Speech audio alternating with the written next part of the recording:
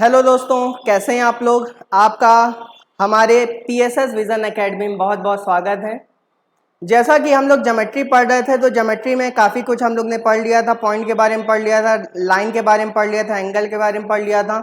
Angle से related हम लोग ने काफ़ी कुछ क्वेश्चंस भी कर लिए थे। आज जो हम लोग पढ़ने जा रहे हैं वो ट्रायंगल के बारे में पढ़ने जा रहे हैं। तो चलिए आज की क्लास शुरू करते हैं।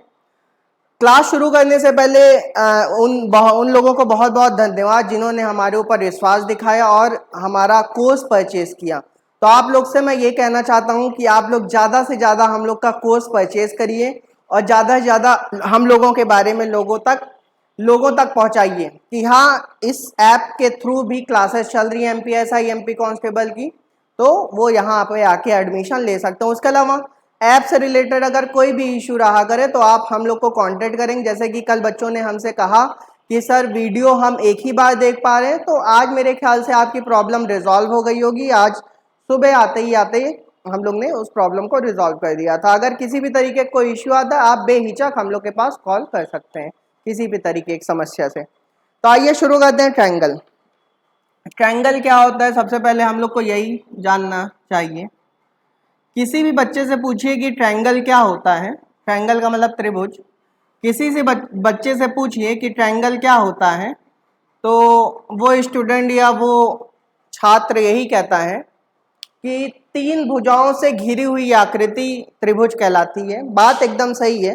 या कुछ लोग तो यहाँ तक कह देते हैं कि अगर तीन भुजाएं दी हों और तीन भुजाएं दी हो तो त्रिभुज बन जाता है। बेटा ऐसा हमेशा पॉसिबल नहीं होता है कि तीन भुजाएं दी हो त्रिभुज बन जाएगा। ऐसा जरूरी नहीं हमेशा ये चीज पॉसिबल हो। ये बात मैं आपको बता देना और ये बात हमेशा ध्यान भी रखिएगा कि मान लीजिए हम कह दें कि ए बराबर 1 सेंटीमीटर है, बी बराबर 2 सेंटीमीटर है और सी बराबर 3 सेंटीमीटर है ना। अगर कोई मुझसे ये कहे कि बताइए अब त्रिभुज बन पाएगा कि नहीं बन पाएगा, तो अभी मैं कंफर्म होकर नहीं बता सकता हूँ कि त्रिभुज बन सकता है कि नहीं बन सकता है। हो सकता है बन भी जाए, हो सकता है ना भी बने। वैसे मुझे ऐसा लग रहा है कि इस a बराबर 1, b बराबर 2 और c बराबर 3 सेंटीमीटर ये जो साइड दी गई, इससे त्रिभुज बन नहीं सकता है। बात समझ में आ रही बेटा? ठीक है।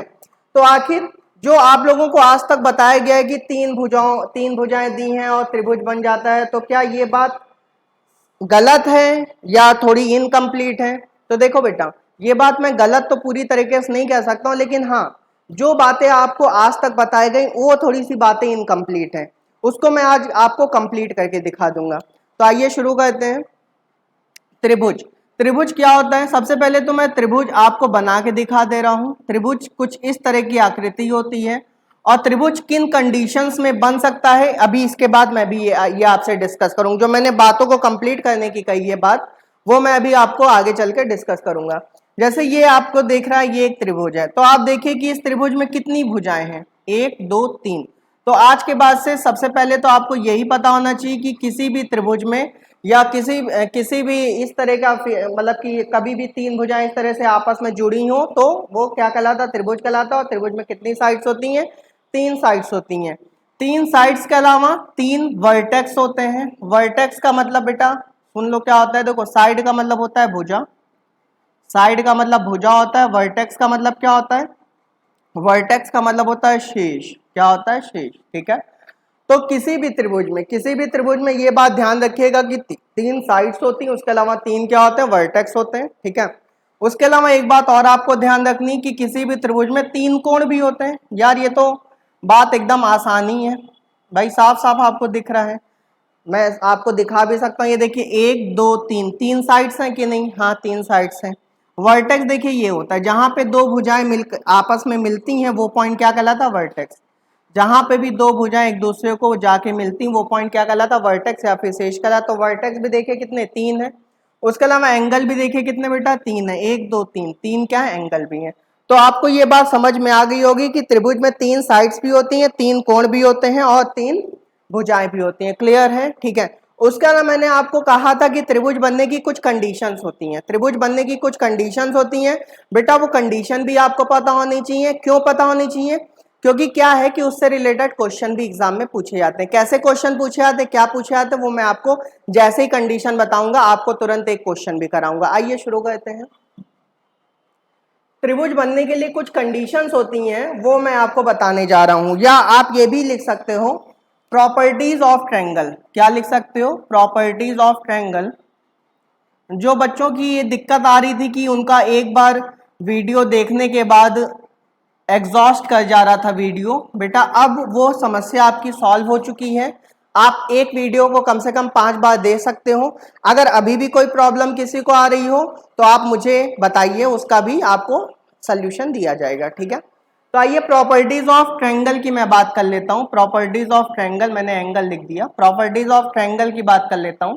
ठीक है, TRI, ठीक है, सही है। प्रॉपर्टीज ऑफ ट्रायंगल में पहली प्रॉपर्टी ध्यान रखिएगा, पहली प्रॉपर्टी ध्यान रखिएगा जो कि मैं आपको बताने जा रहा हूं। क्या? त्रिभुज की किन्हीं भी दो भुजाओं का योगफल, दो भुजाओं का योगफल, त्रिभुज की किन्हीं भी दो भुजाओं का योगफल तीसरी भुजा से बड़ा होना चाहिए। क्या लिखाया मैंने बेटा? आपके सामने ये लिखा कि त्रिभुज की किन्हीं भी दो भुजाओं का योगफल तीसरी भुजा से क्या होना चाहिए? हमेशा बड़ा होना चाहिए। या फिर मैं इसको इंग्लिश में अगर कहना चाहूं तो ये भी कह सकता हूं, sum of any two sides of triangle is always greater than the third side. Sum of any two sides of a triangle is always greater than the third side. Clear है सबको? अब देखिए मैं इसको आपको प्रूव भी करके बता दे रहा हूं। जैसे मान लीजिए ये हमारा एक त्रिभुज है ABC हमारा एक त्रिभुज है। ठीक है बेटा, ये जो आप वर्टेक्स A देख रहे हो, वर्टेक्स A के सामने वाली साइड को स्मॉल a से रिप्रेजेंट हमने कर दिया। किससे रिप्रेजेंट कर दिया? स्मॉल a से। वर्टेक्स B के सामने वाली साइड को स्मॉल b से रिप्रेजेंट कर दिया और वर्टेक्स C के सामने वाली साइड को स्मॉल। बेटा ये प्रेजेंटेशन आपको आना चाहिए। क्या मैंने कहा कि जो साइड्स को है वो हमेशा स्मॉल लेटर से लिखते हैं। त्रिभुज की जो साइड्स होती है उनको हमेशा स्मॉल लेटर से लिखते हैं। वर्टेक्स A के सामने वाली साइड स्मॉल a हो गई, वर्टेक्स B के सामने वाली साइड स्मॉल b हो गई, वर्टेक्स C के सामने वाली साइड स्मॉल c हो गई। तो इसका मतलब ये हो गया कि अब मैं इसको आपको बताने जा रहा हूं कि मैं कहना क्या चाहता हूं। जरा ध्यान से सुनिएगा। जैसे मान लीजिए ये वाली साइड है, ये 3 सेंटीमीटर की है। सपोज दैट कितने सेंटीमीटर की है? 3 सेंटीमीटर की है। ये वाली साइड बेटा 4 सेंटीमीटर की है और ये वाली साइड बेटा कितने सेंटीमीटर की है? 5 सेंटीमीटर की है। ठीक है, तो मैंने आपसे केवल एक छोटी सी बात कही है कि जो a प्लस बी का सम होना चाहिए वो हमेशा c से बड़ा होना चाहिए। या फिर मैंने दूसरी बात आपसे ये कही है कि जो b प्लस सी का सम होना चाहिए वो a से बड़ा होना चाहिए। या फिर मैंने तीसरी बात कही है कि c प्लस a का जो सम होना चाहिए वो b से बड़ा होना चाहिए। मैंने यही तो लिखा है कि किसी भी त्रिभुज की किन्हीं भी दो भुजाओं का योग तीसरी भुजा से क्या होना चाहिए बेटा? बड़ा होना चाहिए। क्लियर है सबको? अच्छा, अब देखो बच्चे कह रहे हैं थोड़ा सा मुझे और समझा दीजिए। बेटा एक बात जान लो कि कभी भी कोई त्रिभुज कह रहा है कि मैं त्रिभुज हूं तो ये तीनों कंडीशन फॉलो होनी चाहिए कि a plus B is greater than C, b plus C is greater than A और c plus A is greater than B. तो कंडीशन में फॉलो करके भी आपको दिखा दे रहा हूं। जरा ये बताओ यहाँ पे a की वैल्यू कितनी है? 3 है। b की वैल्यू कितनी है? 4 है। अगर बेटा मैं यहाँ पे रखूं तो 3 plus 4 is greater then c की वैल्यू कितनी है? 5 है। तो बताओ 3 में 4 जोड़ो 7 आता है और 7 5 से क्या होता है? बड़ा होता है। होता ही नहीं होता है। इसी तरीके से अगर मैं यहाँ पे बात करूं b plus C is greater than A, b plus C का मतलब b की वैल्यू 4 है और c की वैल्यू कितनी है? 5 है और a की वैल्यू कितनी है? 3 है। तो आप देखिए 5 4 9 होता है और 9 हमेशा 3 से क्या होता है? बड़ा होता है। इसी तरीके से अगर मैं यहाँ पे c प्लस a की बात करूं तो c की वैल्यू 5 है और a की वैल्यू 3 है। c की वैल्यू 5 है और a की वैल्यू 3 है जो कि 4 से हमेशा क्या होगा? बड़ा होगा। इसका मतलब 5 3 8, 8 हमेशा 4 से क्या होगा? बड़ा होगा। क्या ये बच्चे मेरी बातें अब समझ पा रहे हैं? ठीक है, तो मैंने आपके सामने सबसे पहले ये बात कही कि किसी भी त्रिभुज में पहली बात 3 भुजाएं होती हैं, 3 कोण होते हैं और 3 वर्टेक्स होते हैं और त्रिभुज की पहली प्रॉपर्टी क्या है? त्रिभुज की पहली प्रॉपर्टी है कि त्रिभुज की किन्हीं भी दो भुजाओं का योग तीसरी भुजा से हमेशा क्या होना चाहिए? बड़ा होना चाहिए। तो बेटा ये प्रॉपर्टी हमेशा याद रखिएगा कि a plus B is greater than, ये तीनों ही कंडीशन फॉलो होनी चाहिए। अगर इसमें से एक भी कंडीशन रिजेक्ट हो रही है, एक भी कंडीशन फॉलो नहीं हो रही है, तो समझ जाना फिर त्रिभुज नहीं बन सकता। a plus B is greater than c, b plus C is greater than है और c plus A is greater than b. अभी बातें बच्चों को समझ में आ गई क्या? ठीक है, चलिए अब मैं अगली प्रॉपर्टी की बात करने जा रहा हूं। चलिए अगली प्रॉपर्टी की बात कर लेता हूं। सेकेंड प्रॉपर्टी, सेकेंड प्रॉपर्टी क्या है? लिख, अब यहां पे बस आपको ये कर लेना है, त्रिभुज की किन्हीं भी दो भुजाओं का योग की जगह अंतर कर लो। क्या कर लो बेटा? अंतर। त्रिभुज की किन्हीं भी दो भुजाओं का अंतर, कि त्रिभुज की किन्हीं भी दो भुजाओं का अंतर तीसरी भुजा से छोटा होना चाहिए। क्या होना चाहिए? छोटा होना चाहिए। त्रिभुज की किन्हीं भी दो भुजाओं का योग तीसरी भुजा से छोटा होना चाहिए। ठीक है, अब देखो पहली प्रॉपर्टी मैंने बताई कि त्रिभुज की किन्हीं भी दो भुजाओं का योगफल तीसरी भुजा से बड़ा होना चाहिए। दूसरी प्रॉपर्टी हमने ये बताई कि त्रिभुज की किन्हीं भी दो भुजाओं का अंतर तीसरी भुजा से छोटा होना चाहिए। इसका मतलब ये हो गया कि ए और बी का जो डिफरेंस है बेटा, ये डिफरेंस का साइन होता है। कभी भी इस तरह का साइन बनाओ तो ये डिफरेंस का साइन होता है। डिफरेंस के साइन का मतलब होता है कि आपको बड़े में से छोटा क्या करना है? माइनस करना है। और कभी भी डिफरेंस का साइन बना रहता है तो आंसर कभी भी बेटा निगेटिव नहीं आ सकता, हमेशा कैसा आएगा? पॉजिटिव आएगा। क्यों? क्योंकि भैया बड़े में से छोटा घटाओगे तो आंसर तो हमेशा पॉजिटिव आएगा ना। ठीक है, इसी तरह यहां पे कर लो B difference is greater than है, बल्कि यहाँ ग्रेटर देन नहीं लगेगा, यहाँ पे स्मॉलर देन, क्योंकि मैंने लिखा है ना कितनी भी दो भुजाओं का अंतर तीसरी भुजा छोटा होना चाहिए। मतलब ए और बी का डिफरेंस सी से छोटा होना चाहिए, बी और सी का डिफरेंस सी से ए से छोटा, सी और ए का डिफरेंस बी से छोटा होना चाहिए। ठीक है, चलिए ये बातें भी मैं आपको समझा दे रहा हूँ, यहाँ पे मैं बातें भी आपको समझा दे रहा हूँ। क्या ये सारी बातें हैं? आइए ये बताओ, यहाँ पे a की वैल्यू कितनी है बेटा? 3 है। b की वैल्यू कितनी है? 4 है। तो यहाँ 4 माइनस 3 कर लो। ठीक है, 4 माइनस 3 इज लेस देन 5। बताओ 4 माइनस 3 1 आता और 1 5 से तो छोटा होता है ना। ठीक है, चलो अगला देख लेते हैं। कह रहा है बी डिफरेंस सी, बी डिफरेंस सी का मतलब 5 में से 4 घटा लो। 5 माइनस 4 इज ग्रेटर देन 3। बताओ 5 में 4 गया 1 आता, 1 तो हमेशा 3 से क्या होता है? छोटा होता ही नहीं होता है। इसे सी डिफरेंस ए कर लो। सी डिफरेंस ए का मतलब क्या हुआ? 5 माइनस 3 इज ग्रेटर, यहाँ पे क्या आ जाएगा? 4 आ जाएगा। 5 में 3 गया 2, 2 4 से क्या होता है? छोटा होता है। क्या ये बच्चे मेरी बातें समझ पा रहे हैं? अगर आपको समझ में आ रही हैं तो भैया एक बार आप लोग अपने मन में कह दीजिए हाँ बातें समझ में आ रही हैं। ठीक है, तो मैं आगे की बात करता हूँ। तो सबसे पहले जब मैंने त्रिभुज की बातें आपसे की, देखो ये है बातें छोटी छोटी, लेकिन छोटे मोटे एग्जाम में आपके एमपीएसआई या एमपी कांस्टेबल में इससे रिलेटेड क्वेश्चन आपके आ सकते हैं। अभी कैसे आएंगे ये भी मैं आपको बताऊंगा ना। तो मैंने आपको अभी त्रिभुज के बारे में बताया। त्रिभुज में क्या बताया? त्रिभुज में 3 भुजाएं होती हैं, 3 कोण होते हैं, 3 शीर्ष होते हैं। दूसरी बात मैंने क्या बताई? दूसरी बात मैंने बताई ट्रायंगल की प्रॉपर्टी। पहली प्रॉपर्टी क्या होती? त्रिभुज की किन्हीं भी दो भुजाओं का योगफल तीसरी भुजा से बड़ा होना चाहिए। दूसरी प्रॉपर्टी क्या बताई? त्रिभुज की किन्हीं भी दो भुजाओं का अंतर तीसरी भुजा से छोटा होना चाहिए। क्या ये बच्चे मेरी बात समझ पा रहे हैं? हाँ, अगर बच्चे बात समझ पा रहे तो बहुत अच्छी बात है। चलिए अब मैं इसके ऊपर आपको एक छोटा सा क्वेश्चन भी दिखा देता हूं कि आखिर इसके ऊपर कैसा क्वेश्चन आपसे एग्जाम में पूछा जा सकता है। तो चलिए आइए एक क्वेश्चन कर लेते हैं।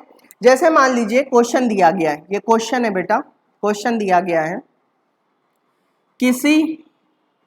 किसी त्रिभुज, ऐसा मैं साइन बना दूं समझ जाना ये त्रिभुज है। किसी त्रिभुज की भुजाएं 8, b, 14 हैं।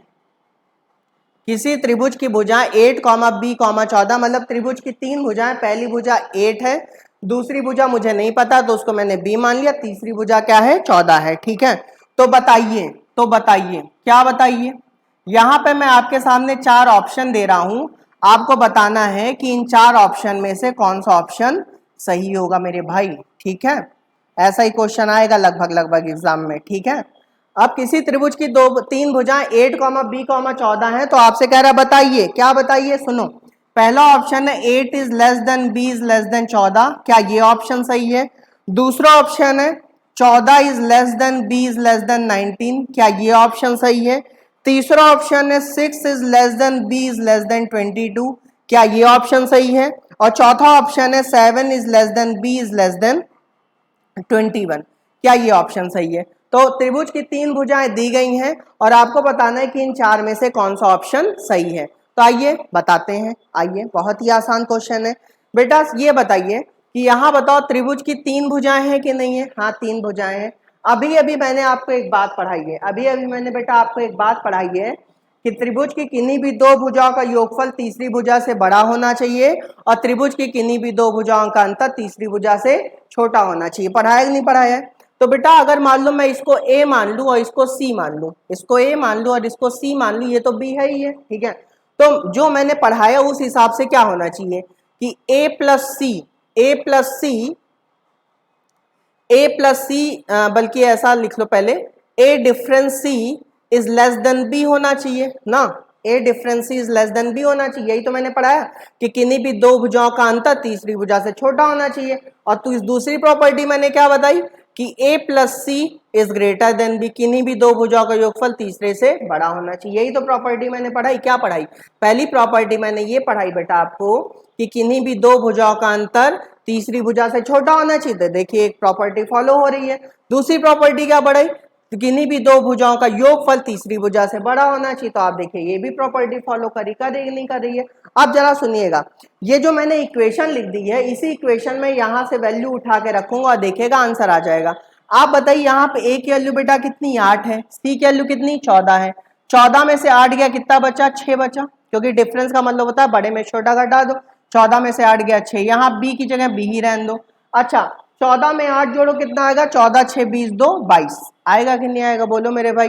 तो बताओ आप क्या ऑप्शन देख के आप नहीं बता सकते कौन सा ऑप्शन सही है, कौन सा ऑप्शन सही? तीसरा ऑप्शन सही है, देख रहे हो ना, ठीक है।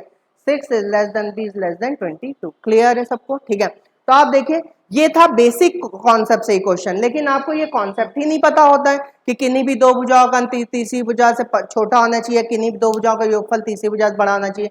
और कुछ लोगों को पता भी होता है तो उसको अप्लाई करना नहीं आता है। बेटा कॉन्सेप्ट जानना ही बहुत बड़ी बात नहीं होती। अगर कॉन्सेप्ट जानने के बाद अगर आप उसको अप्लाई नहीं कर पा रहे हो तो ये भी एक समस्या है, ठीक है। तो मैंने आपको कॉन्सेप्ट बता दिया प्लस उसका एप्लीकेशन बता दिया। क्या ये बच्चे मेरी बातें समझ पा रहे हैं? अगर समझ पा रहे हैं तो मैं फिर आगे चलता हूँ। चलिए अगली बात करते हैं। हटा दो बेटा, इसका स्क्रीनशॉट लेना तो आप ले लीजिए, ठीक है। उसके अलावा बेटा घर में पढ़ाई करते रहिए। जैसे ही जैसे चैप्टर खत्म होते जाएंगे वैसे वैसे हम लोग आपको शीट भी प्रोवाइड करते जाएंगे। उस शीट में क्वेश्चन रहेंगे और वो क्वेश्चन आप घर में सॉल्व करिएगा। उसमें आंसर भी आपको दे दिए जाएंगे शीट में ही। अगर आपको कोई डाउट होगा तो आप उस डाउट को आप पूछ भी सकते हैं। क्लियर है? उसके अलावा कभी भी किसी कोई डाउट हुआ करे तो आप हमसे आके यहाँ पे मिल भी सकते हैं, हमारी एकेडमी पे आके आप मिल भी सकते हैं जब भी आपको समय मिले। चलिए अगला थर्ड प्रॉपर्टी मैं बताने जा रहा हूं। तीसरी प्रॉपर्टी। अब तीसरी प्रॉपर्टी देखो क्या है। जैसे बेटा ये त्रिभुज है, ये बेटा क्या है? त्रिभुज है। इस त्रिभुज का नाम क्या है? ABC। क्या है नाम? ABC। A के सामने वाली साइड स्मॉल a, B के सामने वाली साइड स्मॉल b और C के सामने वाली साइड स्मॉल c, ठीक है। तीसरी प्रॉपर्टी देखो क्या कहती है। तीसरी प्रॉपर्टी कहती है कि त्रिभुज के तीनों कोणों का योगफल, त्रिभुज के तीनों कोणों का योगफल 180 डिग्री होता है।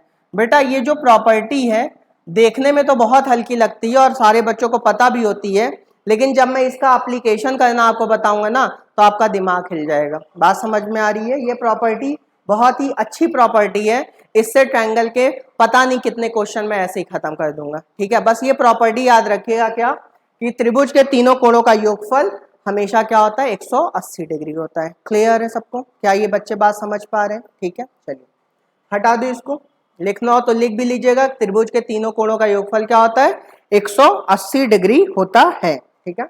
अच्छा चलिए इसी में थोड़ी सी मैं बातें और कर ले रहा हूं। क्या बातें कर ले रहा हूं तो जरा सुनिएगा। जैसे मान लीजिए इसी में ये फर्स्ट पार्ट हो गया, मान लीजिए सेकंड पार्ट के अंतर्गत मैं थोड़ी सी बातें आपसे और कर ले रहा हूं, ठीक है। जैसे मान लीजिए आपको पता ये वाला एंगल ए है, ये वाला एंगल बी और ये वाला एंगल क्या है? सी है, ठीक है। मैंने आपसे बेटा ये कहा कि मान लीजिए कोण बी, कभी कभी ऐसा होगा कोण बी कोण सी के क्या हो जाए? बराबर हो जाए। कौन सा? ये वाला बेटा एंगल इस वाले एंगल के क्या हो जाए? बराबर हो जाए। अगर कोण बी कोण सी के बराबर हो जाएगा तो आज के बाद से ध्यान से सुनना, अगर कोण बी कोण सी के बराबर हो जाएगा, जैसे मान लो एंगल बी भी 60 डिग्री और एंगल सी भी कितना है? 60 डिग्री है, ठीक है। अगर कोण बी कोण सी के बराबर हो जाए तो कोण बी के सामने वाली साइड है ए सी और कोण सी के सामने वाली साइड है ए बी। तो इसका मतलब जो ए सी होगा, जो बी के सामने वाली साइड बेटा ए सी है, जो बी के सामने वाली साइड ए सी। क्या बच्चों को ये साइड दिख पा रही है क्या? हाँ दिख पा रही है भाई। कोण बी के सामने वाली साइड क्या ए सी है ना, और कोण सी के सामने वाली साइड क्या ए बी है। तो जो ए सी है वो भी ए बी के क्या हो जाएगी मेरे भाई? बराबर हो जाएगी। क्या बच्चे मेरी बात समझ पा रहे हैं? क्लियर है सबको? ठीक है। क्या मैंने बताया बेटा? ये सारी बातें हैं छोटी छोटी लेकिन बहुत काम की बातें हैं। पहली प्रॉपर्टी अभी अभी उन्हें क्या बताया? त्रिभुज के तीनों कोणों का योगफल क्या होता है? 180 डिग्री होता है। दूसरा क्या बताया कि अगर कोण बी कोण सी के बराबर हो जाए तो कोण बी के सामने वाली साइड जो ए सी है, जो कोण सी के सामने वाली साइड ए बी है, वो भी आपस में क्या होंगी? बराबर होंगी। क्लियर है? चलिए मैं अगली बातें आपसे कर ले रहा हूं। इसी में मान लो अगर मैं कह दूं कोण बी कोण सी से क्या हो जाए? बड़ा हो जाए। कोण बी कोण सी से क्या हो जाए? बड़ा हो जाए। ये जो एंगल बी है, ये जो एंगल बी है बेटा, ये क्या हो जाए? बड़ा हो जाए। क्या हो जाए? बड़ा हो जाए। ठीक है। किससे? सी से। अगर बी सी से बड़ा हो जाए, अगर बी सी से बड़ा हो जाए तो बताओ क्या होगा? जानते हो क्या होगा? अगर बी सी से बड़ा हो जाए तो बताओ बी के सामने वाली साइड क्या है? ए सी है। बी के सामने वाली साइड क्या? ए सी है ना, और सी के सामने वाली साइड क्या? ए बी है। तो ए सी भी ए बी से क्या हो जाएगा? बड़ा हो जाएगा। बच्चे कह रहे हैं ये बातें तो ज्यादा नहीं समझ में आई। नहीं समझ में आई तो मैं समझाऊंगा आपको, सुनिए। देखो बेटा, ये वाला कोण अभी इतना है कि नहीं है? है कि नहीं है? अच्छा, मैं कह रहा हूं कि अगर कोण भी बड़ा हो जाए, मतलब ये जो कोण है जितना है मैं उससे बड़ा कर दूं। अगर ये बड़ा होगा तो ऐसे ऐसे फैलता जाएगा ना।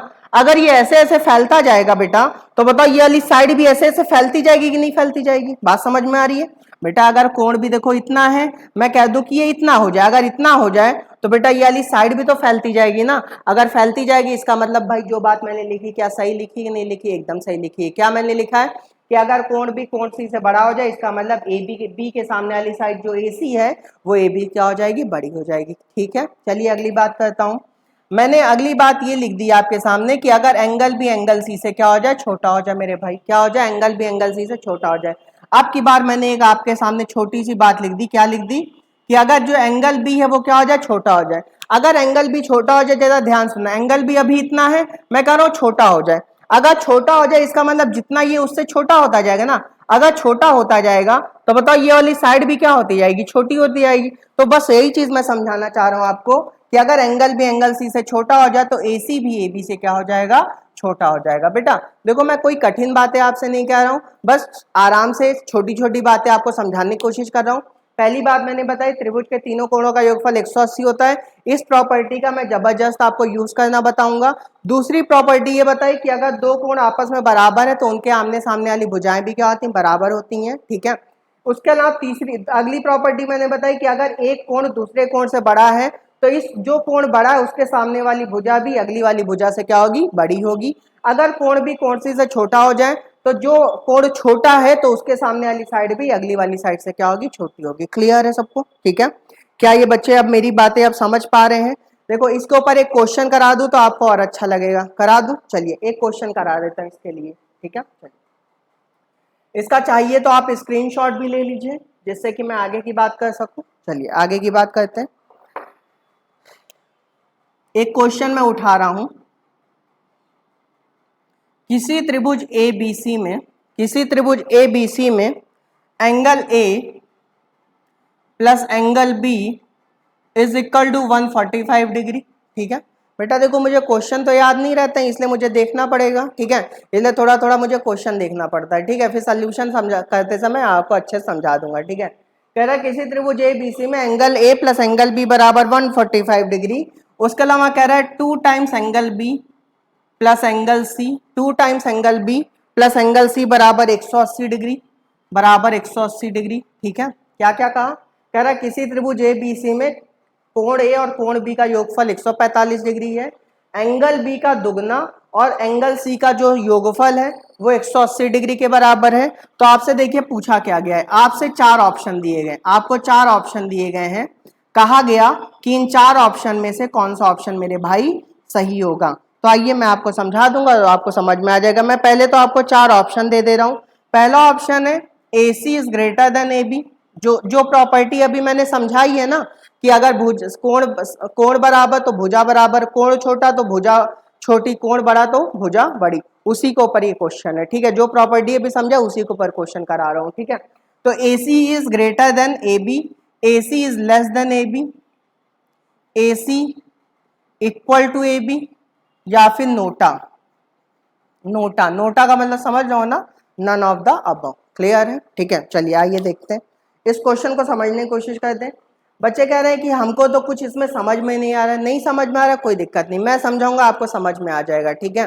देखो सबसे पहले एक त्रिभुज की बात की है ना, अगर एक त्रिभुज की बात की तो बिना सोचे समझे सबसे पहले क्या बना लो, एक त्रिभुज।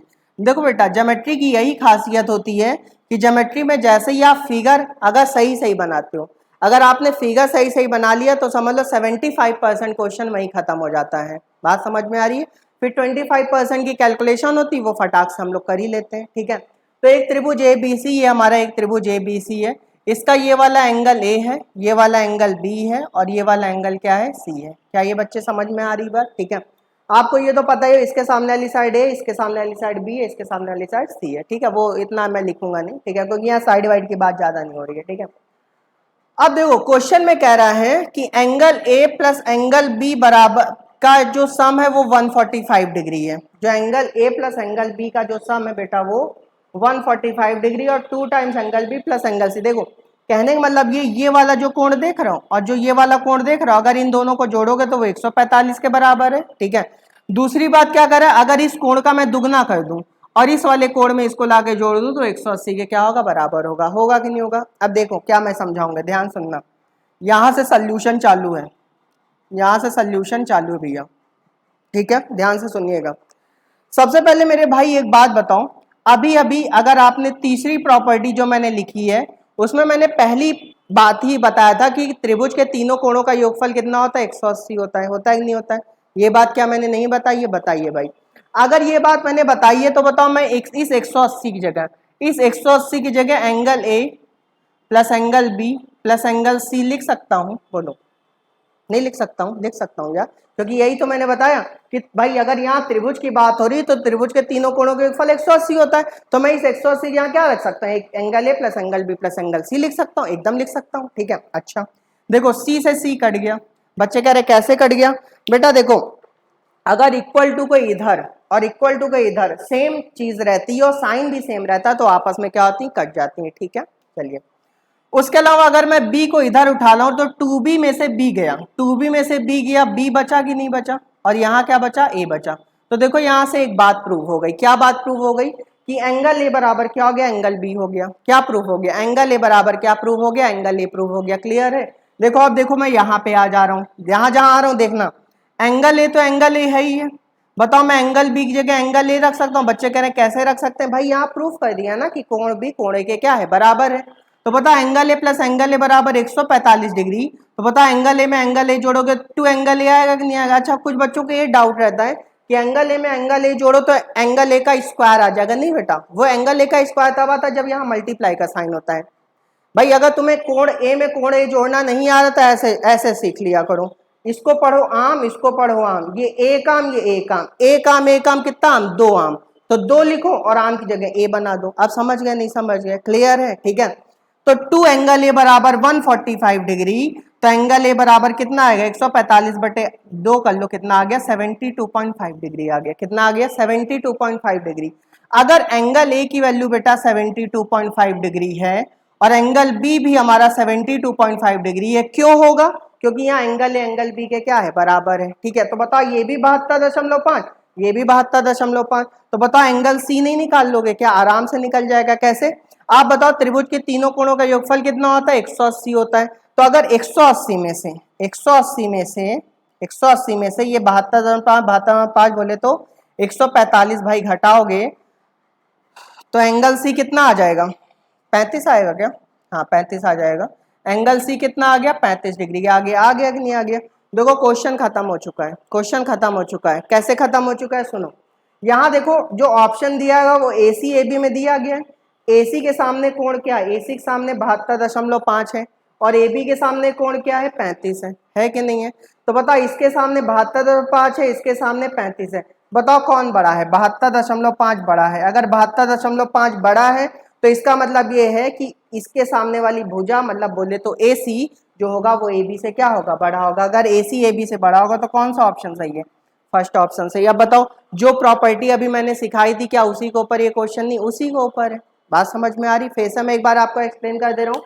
सबसे पहले एक त्रिभुज था ABC बना लिया, ठीक है, ये A हो गया, ये B हो गया, ये क्या हो गया, C हो गया, ठीक है।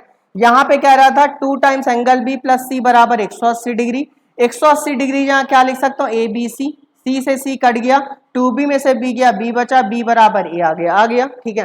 तो B की जगह अगर मैं यहाँ A रख दूं तो A में A जोड़ोगे 2A बराबर 105, तो A बराबर 72/5, ठीक है। अगर A 72/5 आ गया तो B भी 72/5 होगा, क्योंकि दोनों आपस में क्या है, बराबर है। और 180 में से अगर 145 में माइनस कर लूं तो बेटा कितना आ जाएगा, 35 आ जाएगा। और फिर मैंने आपको बताया था कि कोण के सामने वाली भुजा बड़ी होगी, मतलब बड़े कोण के सामने वाली भुजा बड़ी होगी और छोटे कोण के सामने वाली भुजा छोटी होगी। तो ऑप्शन क्या आ गया, AC is greater than AB आ गया। क्लियर है सबको, बात समझ में आ रही है, ठीक है। अब बच्चे कह रहे हैं आपने तो बहुत कठिन क्वेश्चन करा है, कोई कठिन क्वेश्चन नहीं बेटा। अब सुनो मेरी बात, ऐसे क्वेश्चन जो आते हैं, देखो मैं आपको बता दे रहा हूँ, थोड़ा सा मैं आपको क्वेश्चन पूछने का भी पैटर्न बता दे रहा हूँ। क्या है कि सबसे पहले जो क्वेश्चन बनाता है बेटा वो UPSC बनाता है। मैं आपको बता दे रहा हूँ क्या होता है। UPSC जो होता है वो क्वेश्चन जनरेट करता है, ठीक है, वो क्वेश्चन कहीं से चुराता नहीं, वो खुद के क्वेश्चन बनाता है, ठीक है। फिर UPSC से क्वेश्चन चुराता है कौन, CDS। जो CDS होता है, CDS का एक एग्जाम होता है, वो UPSC से क्वेश्चन चुरा लेता है, ठीक है। फिर CDS से क्वेश्चन चुराता है SSC। बात समझ में आ रही है, SSC CDS से क्वेश्चन चुरा लेता है। और जो SSC से चुराते हैं वो सब लोग चुराते हैं।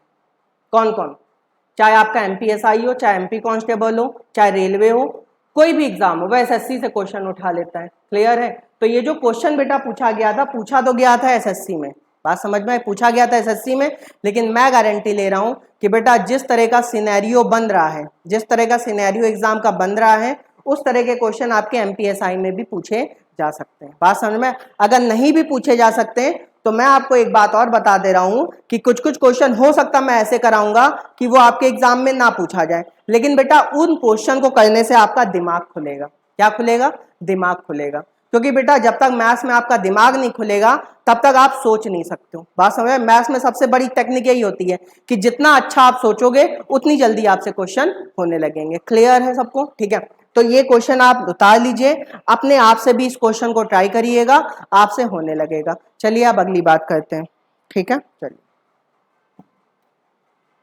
अगली बात करते हैं। जिन भी बच्चों को अगर कोई बात ना समझ में आया करे तो बेटा वो जो आपका MPSI का बैच बना है उसमें आप चैट में हमें एक मैसेज भी डाल सकते हो कि हाँ ये चीज़ हमें नहीं समझ में आई है, तो वहां पे भी मैं आपको समझाने की पूरी कोशिश करूंगा, ठीक है। और तब भी नहीं समझ में आए तो आप किसी दिन समय निकाल के आप यहाँ एकेडमी में भी आ सकते हैं, आपको मैं सामने बैठ के समझा दूंगा। क्लियर है। चलिए आगे की बात करते हैं। अगली बात, चौथी प्रॉपर्टी,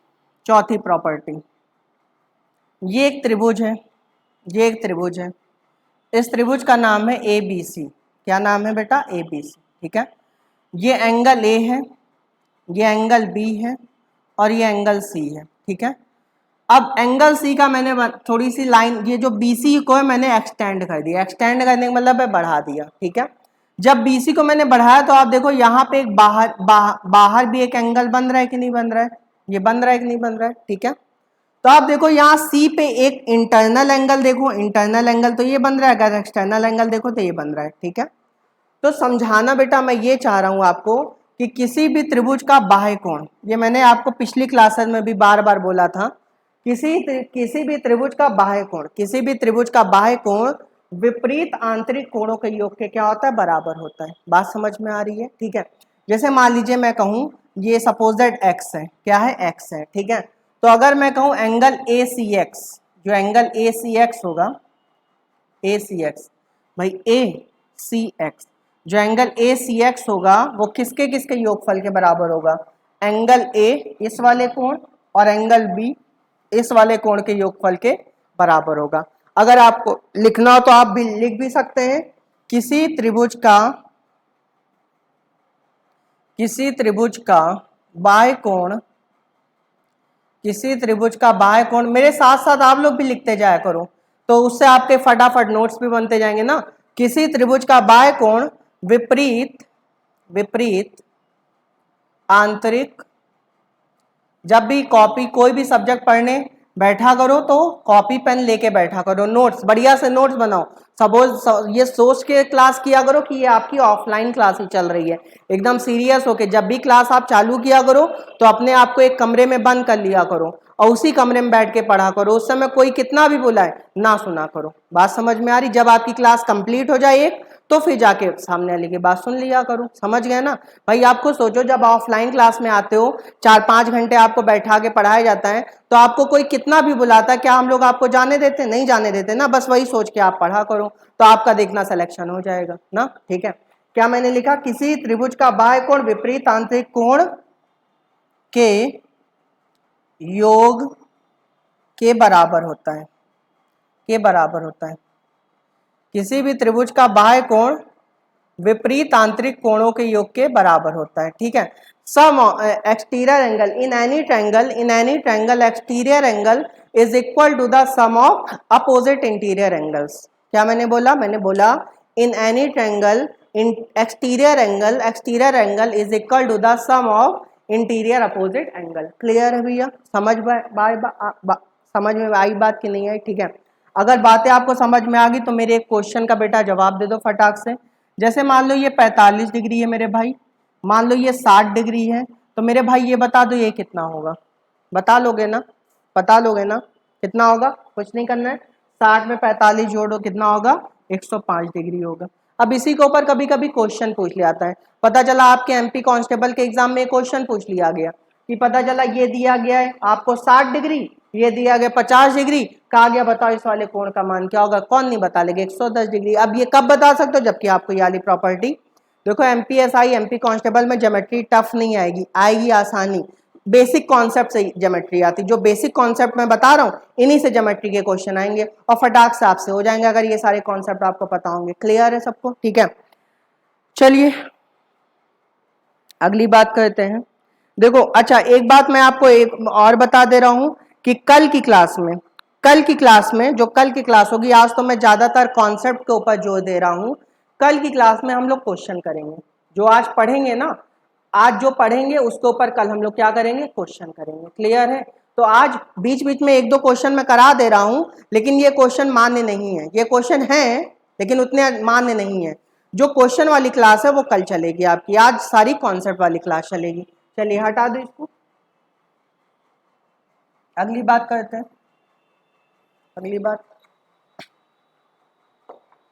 अगली हेडिंग डाल दो एरिया ऑफ ट्रायंगल।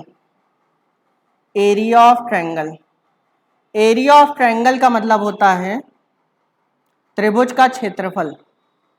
त्रिभुज का क्षेत्रफल, एरिया ऑफ ट्रायंगल की मैं बात करने जा रहा हूं। ठीक है, जैसे बेटा बताओ ये हमारा क्या है? अब तो हर बच्चा आज बता देगा ये क्या है, बताओ। ये हमारा भाई त्रिभुज है। क्या है? त्रिभुज है ना। अगर ये हमारा त्रिभुज है, इसके सामने वाली साइड स्मॉल ए है, इसके सामने वाली साइड स्मॉल बी है और इसके सामने वाली साइड बेटा स्मॉल सी है ना। ए के सामने वाली साइड स्मॉल है, बी के सामने वाली साइड स्मॉल बी और सी के सामने वाली साइड स्मॉल सी है। ठीक है, और ये त्रिभुज का क्या है? वर्टेक्स है। ये भी वर्टेक्स है, ये भी वर्टेक्स और ये भी वर्टेक्स है। इस बार मैंने त्रिभुज के वर्टेक्स से एक गिरा दी लंबाई, एक क्या गिरा दी बेटा? हाइट गिरा दी, और इसको मैंने क्या नाम दे दिया? एच। मतलब ये त्रिभुज की क्या है? ऊंचाई है। क्या है? जो एडी है वो त्रिभुज की क्या है बेटा? ऊंचाई है। ठीक है, क्योंकि त्रिभुज का अगर क्षेत्रफल निकालना है तो त्रिभुज के क्षेत्रफल के लिए ऊंचाई की भी तो जरूरत पड़ेगी मेरे भाई। चलिए आइए देखते हैं। जैसे आज के बाद से सुन लो, आज के बाद से सुन लो, कभी भी आपसे त्रिभुज का एरिया पूछा जाए, त्रिभुज का एरिया पूछा जाए और त्रिभुज का एरिया इस तरह से पूछा जाए कि आपको आधार भी पता और आपको हाइट भी पता हो, तो फॉर्मूला आपको क्या लगाना है? हर एक बच्चा जानता है, half base into height, half आधार गुणे ऊंचाई। अब बच्चे मुझे एक बात बताओ, यहाँ पे बेस कितना है? यहाँ पे बेस कितना? ए है, तो क्या लिख लो? यहाँ पे ए लिख लो। हाइट कितनी? एच है, तो बताओ एरिया क्या हो गया? ट्रायंगल का जो एरिया हो गया क्या हो गया? हाफ ए इंटू एच हो गया। ठीक है, समझ गए? उसके अलावा अब त्रिभुज के मैं पेरीमीटर की बात कर रहा हूँ। किसकी बात कर रहा हूँ? पेरीमीटर। पेरीमीटर का मतलब भाई क्या होगा? पेरीमीटर का मतलब होगा परिमाप। क्या होगा मेरे भाई, पेरीमीटर का मतलब होगा परिमाप ना, पेरीमीटर मतलब परिमाप होगा, परिमाप। बच्चे कह रहे हैं ये परिमाप क्या होता है, ये परिमाप क्या होता है ना, बच्चे कह रहे हैं ये परिमाप क्या होता है। तो परिमाप देखो क्या होता है, परिमाप का मतलब होता है कि ये देख रहे हो तीन साइड देख रहे हो, ये वाली एक साइड है, ये वाली साइड है, ये वाली साइड है। सबसे पहले बताओ त्रिभुज में कितनी साइड दिख रही है बेटा, तीन साइड दिख रही है। अगर त्रिभुज में तीन साइड दिख रही है तो कुछ नहीं करना, इस वाली साइड, इस वाली साइड और इस वाली साइड को जोड़ दो, वही आपका क्या कहलाता है, परिमाप कहलाता है। तो परिमाप क्या हो गया, a प्लस बी प्लस सी। बात समझ गए, ठीक है। तो अब अच्छा बच्चे ये कह रहे हैं कि क्या किसी भी आकृति का परिमाप यही होता है? हाँ, देखो कोई भी आकृति जितनी भुजाओं से मिलकर बनी होती है, कोई भी आकृति जितनी भुजाओं से मिलकर बनी होती है, उन सारी भुजाओं को जोड़ लो तो वही क्या कहलाता है, उसका परिमाप कहलाता है, ठीक है। तो ट्रायंगल का पेरीमीटर क्या हो गया बेटा, तीन भुजाएं हैं, a प्लस बी प्लस सी, ठीक है। क्लियर है सबको? अच्छा, अब अगली बात करते हैं।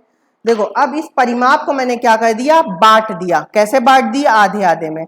जब आधे आधे में बांट दिया तो उसको कहते हैं सेमी पेरीमीटर। सेमी पेरीमीटर का मतलब होता है मेरे भाई अर्ध परिमाप। क्या होता है, अर्ध परिमाप, ठीक है।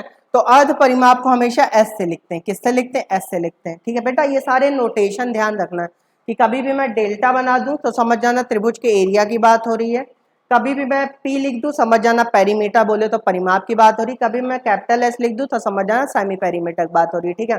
तो जो त्रिभुज का सेमी पेरीमीटर होता है वो क्या होता है कुछ नहीं होता है, पेरीमीटर का बस आधा कर दो भाई, सेमी का मतलब आधा, अर्ध ना, तो पेरीमीटर का आधा कर दो तो क्या हो जाएगा भाई, वो सेमी पेरीमीटर हो जाएगा, ठीक है भाई, ठीक है। अच्छा अब देखो कभी कभी जानते हो क्या होता है कभी कभी ऐसा होता है ये जो हाइट है ये क्वेश्चन में नहीं दी रहती है, ये क्वेश्चन नहीं दी रहती है, आपको केवल A दिया रहता है, आपको B दिया रहता है, आपको C दिया रहता है, मतलब केवल त्रिभुज की क्या दी रहती हैं, भुजाएं दी रहती हैं। क्या दी रहती, भुजाएं, ठीक है।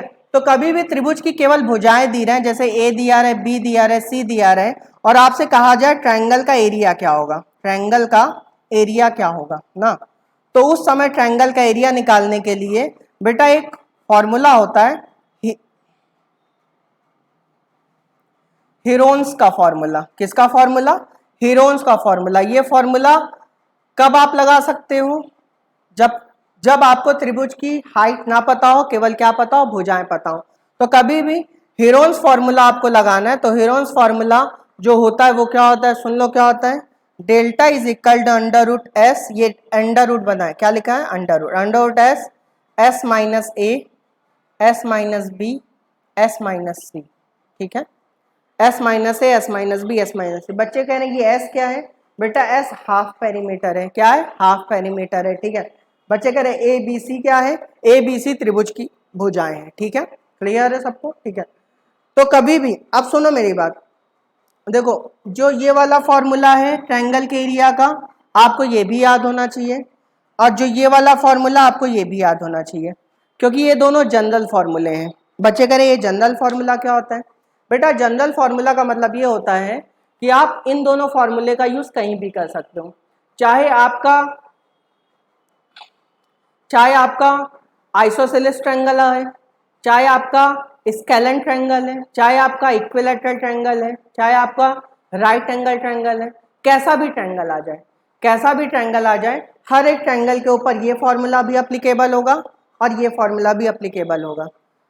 जितने ट्रायंगल के मैंने अभी नाम लिए हैं वो सारे ट्रायंगल मैं आपको अच्छे से पढ़ाऊंगा अभी। क्लियर है सबको, इसलिए परेशान होने की जरूरत नहीं है। अभी क्या मैंने ट्रायंगल एक बेसिक कॉन्सेप्ट उठाया ट्रायंगल का, और जो बेसिक कॉन्सेप्ट ट्रायंगल का उठाया है कल मैं अभी उसको एक्सप्लेन कर रहा हूँ। बात समझ गए, नहीं समझ गए, क्लियर है, ठीक है। तो मैंने क्या कहा, एरिया ऑफ ट्रायंगल क्या होता है, हाफ बेस इंटू हाइट होता है। कब होता है, जबकि बेस और हाइट आपको पता रहे। अच्छा अब एक बात और सुन लो मेरी बात, अब बातें सुनी रहो तो सुनी लो, ठीक है। जैसे मान लो बेटा बेस ये हो जाए, बेस मान लो ये हो जाए बी, मान लो बेस ये हो जाए तो हाइट बेटा फिर ये होगी, यहां से हाइट जाएगी बी पॉइंट से हाइट जाएगी, समझ गए। अगर मान लो बेस ये हो जाए तो हाइट ये होगी, क्योंकि बच्चों के दिमाग में पता नहीं क्यों कंफ्यूजन हमेशा बना रहता है, बच्चों के दिमाग में एक कंफ्यूजन हमेशा बना रहता है कि बेस हमेशा यही होता है। नहीं बेटा, ऐसा कोई जरूरी नहीं है। बेस अगर ये है तो हाइट ये है, बेस अगर ये है तो हाइट ये है, बेस अगर ये है तो हाइट ये है। बात समझ में आ रही है, ठीक है। उसके अलावा पेरीमीटर तीनों भुजाओं का योगफल, सेमी पेरीमीटर तीनों भुजाओं के योगफल का आधा ना, उसके अलावा हीरोन्स फॉर्मूला क्या होता है? Under root S, S minus A, S minus B, S minus C. आगे चल के मैं आपको हीरोन्स फॉर्मूला के बारे में अच्छे से क्वेश्चन भी करा दूंगा, या अगर आप कहो तो करा ही दूं। करा दूं क्या? एक करा दूं? चलिए एक करा देता हूं, आइए हटा दो इसको। चलिए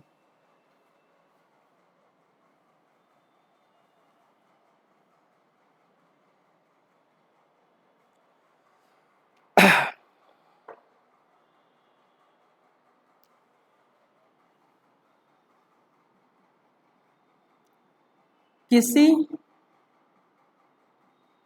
त्रिभुज की भुजा, बेटा ये जो क्वेश्चन करा रहा हूं ना,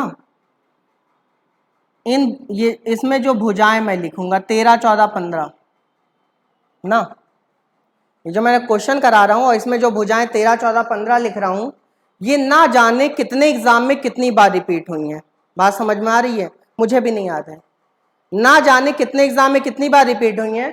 तो ये क्वेश्चन का जो आंसर आएगा ना, आंसर मैं निकाल के दिखा दूंगा, आंसर जो आएगा उसको रट लेना बेटा। क्या कर लेना? रट लेना। क्यों रट लेना? क्योंकि कुछ कुछ क्वेश्चन ऐसे होते हैं कि एग्जाम में उनका आंसर हमें रटा होना चाहिए, उनमें हमें टाइम नहीं वेस्ट करना। अच्छा ये 13, 14, 15, अच्छा ये ऑप्शन है, क्योंकि वहां एग्जाम में आपको ये थोड़ी ना दिखाना है कि मुझे क्वेश्चन करना आता है। एग्जाम में केवल आपसे क्या पूछाता है? आंसर पूछाता है। ए ऑप्शन सही है, बी ऑप्शन सही है। तो कुछ कुछ क्वेश्चन के आंसर आपको रटने भी है। देखो सिलेक्शन के लिए बेटा आपको हर एक काम करना पड़ता है। कुछ लोग कहते हैं सिलेक्शन के लिए रटना नहीं चाहिए, मैथ्स रटना अच्छी बात नहीं है। बेटा हर एक काम करो, क्योंकि नौकरी एक ऐसी चीज है कि जो हर इंसान पाना चाहता है ना, और नौकरी के लिए वो हर काम आपको करना पड़ता है जो जिंदगी में आज तक आपने किया नहीं है। हर काम करना पड़ता है, इसलिए आपको रटना भी पड़ेगा। ठीक है, तो इस क्वेश्चन को मैं सॉल्व करके आपको बता दूंगा, लेकिन इसका आंसर आप क्या कर लोगे? रट लोगे। क्लियर है? क्योंकि अभी मैं आगे जब बहुत आगे बढ़ जाऊंगा तो फिर ऐसा ही क्वेश्चन है तो मैं आपसे पूछूंगा, तो फिर आपको बताना पड़ेगा। ठीक है, किसी त्रिभुज की भुजाएं 13, 14, 15 सेंटीमीटर है। ठीक है, तो आपको बताना है एरिया ऑफ ट्रायंगल।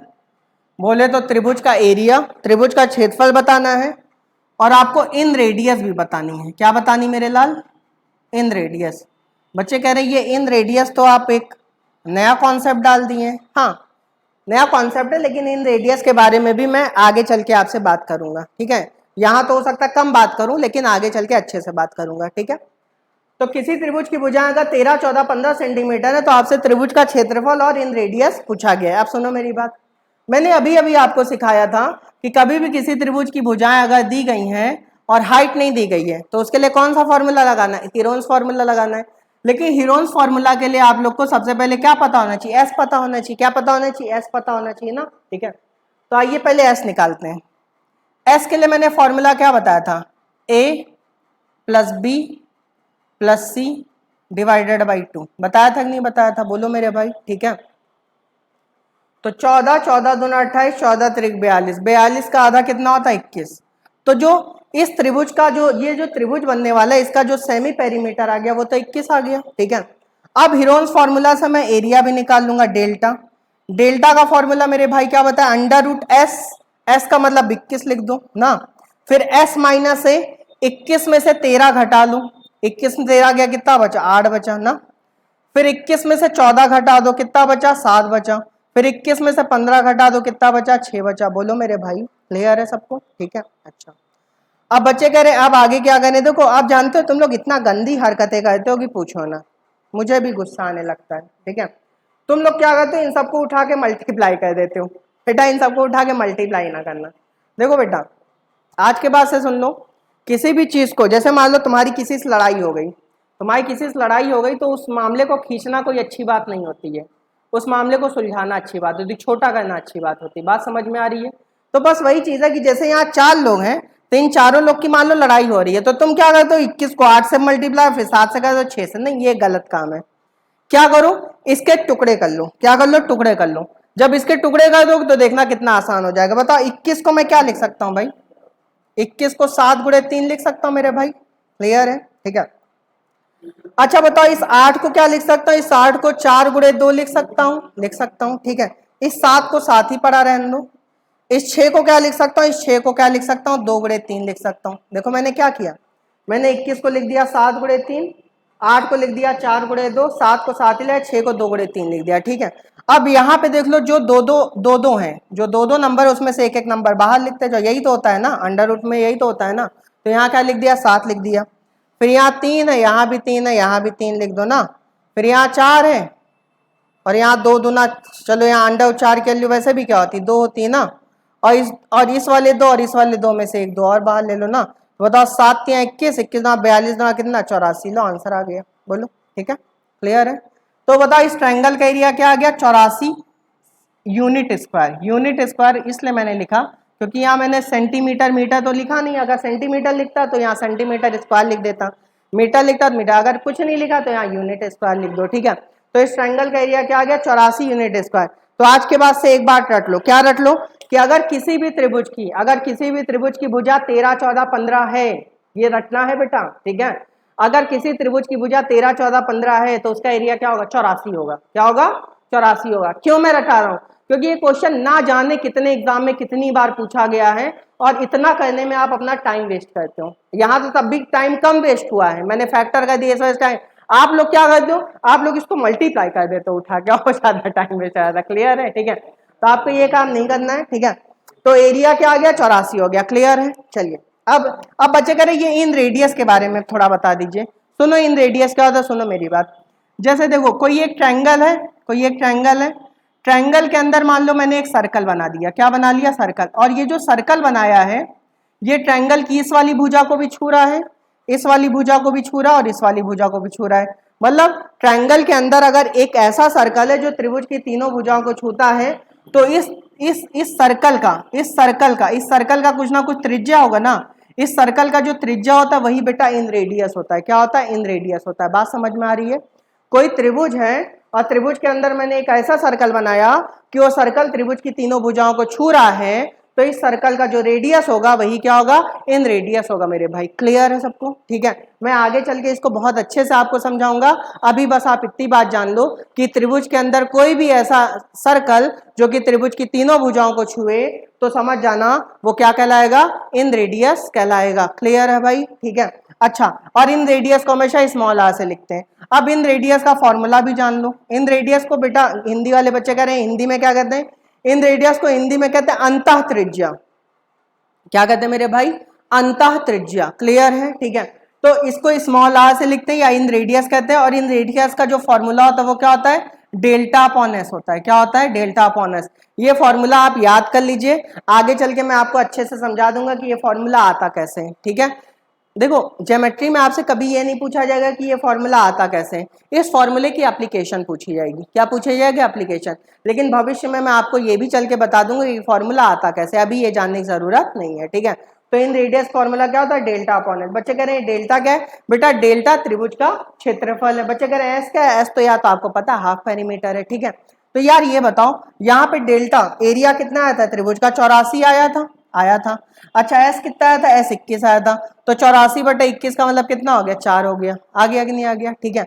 तो कहने का मतलब है कि इस त्रिभुज की जो इन रेडियस आ गई वो क्या आ गई, 4 यूनिट आ गई। क्या आ गई, 4 यूनिट। तो चलो अब मेरे साथ रटो। सबसे पहले क्या रटो कि अगर किसी त्रिभुज की भुजा 13 14 15 सेंटीमीटर है तो उसका एरिया क्या होगा, 84 होगा। उसका इन रेडियस क्या होगा, 4 होगा। ये बात हमेशा रख लो, ठीक है, एज अ कॉन्सेप्ट, क्योंकि अभी देखना इसके ऊपर मैं बहुत अच्छे अच्छे क्वेश्चन कराऊंगा, ठीक है। चलिए हटा दे, इसको हटा दे रहा हूं।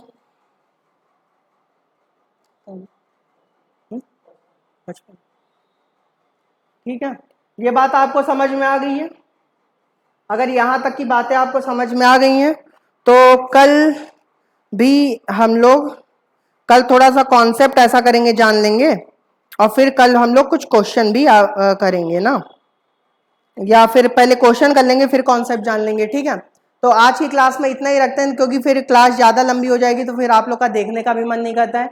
घर वाले भी हमें पता है जब पढ़ने लगते तो बहुत परेशान करते हैं, कहते हैं पानी ले आओ, खाना ले आओ। नहीं, ये सब काम करते हैं कि नहीं करते हैं, ठीक है। जब तक हाथ में मोबाइल नहीं लिए रहोगे तब तक उन लोगों को कोई काम नहीं याद आएगा, और जैसे ही हाथ में मोबाइल लेके बैठ जाओगे तुरंत कहेंगे ए छोटू जाओ पानी ले आओ, ए चिंटू जाओ पानी ले आओ। नहीं, ऐसा कहते हैं, नहीं कहते हैं। तो ऐसा नहीं करना आप लोग को।